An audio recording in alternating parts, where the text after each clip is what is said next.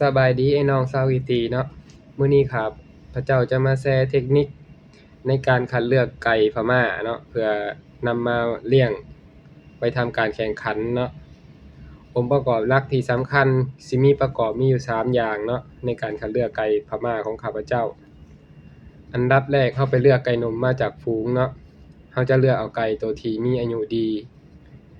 ขนปีกขนคอเริ่มสุดแล้วเนาะองค์ประกอบภายนอกเราก็จับเบิ่งไก่เนาะจับมันย่อขึ้นนี่เราพยายามเลือกเอาไก่ที่สังเกตเบิ่งแข้งมันจะชิดกันแบบนี้หรือว่าไขว่กันแรงดีเนาะลักษณะไก่แบบนี้จะเป็นไก่ที่ตีแม่นตีคมเนาะอันดับที่2ก็คือเราพยายามเลือกไก่ตัวที่ต่อมันหรือว่าเดือยมันนี่ต่ำๆชิดก้อยที่สุดเนาะเท่าที่เราจะหาได้เนาะพยายามเลือกไก่ที่ต่อต่ำที่สุดเพราะว่าไก่ที่ต่อต่ำจะเป็นไก่ที่ตีแม่นตีเดือยเนาะใช้เดือยจัดโบราณเพิ่นว่าเนาะอันดับที่3ก็คือเราจะสังเกตเบิ่งในก้นมันจะมีกระดูกในก้นมันเนาะทางดุมมันเราพยายามเลือกเอากระดูกที่ชิดกันที่สุดเนาะกระดูกที่ชิดที่สุดเพราะว่าไก่ที่กระดูกชิดที่สุดนี่เป็นไก่เบอร์แข้งเพิ่นว่าไก่เบอร์แข้งไก่เตะหนักเตะแรงเนาะองค์ประกอบ3อย่างที่ข้าพเจ้ากล่าวมานี้เนาะก็เป็นเพียงแค่องค์ประกอบ